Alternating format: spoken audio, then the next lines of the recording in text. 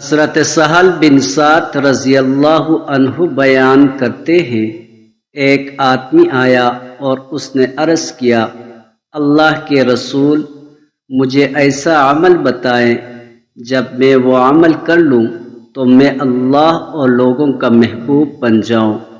آپ صلی اللہ علیہ وسلم نے فرمایا، دنیا سے بے رغبت ہو جا، اللہ تجھ سے محبت کرے گا، اور جو کچھ لوگوں کے پاس ہے اس سے بے رغبت ہو جا تو لوگ تجھ سے محبت کریں گے۔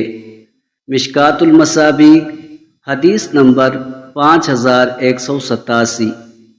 حضرت محمود بن لبید رضی اللہ عنہ سے روایت ہے کہ نبی کریم صلی اللہ علیہ وسلم نے فرمایا، دو چیزیں ہیں جنہیں انسان ناپسند کرتا ہے۔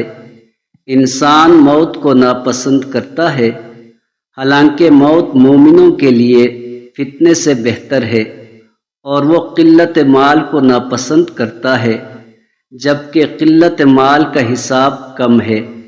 مشکوٰۃ المصابیح حدیث نمبر 5251۔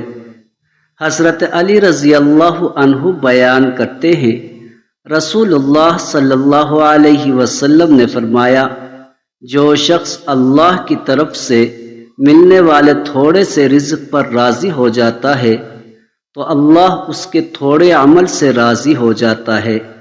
مشکوٰۃ المصابیح حدیث نمبر 5263۔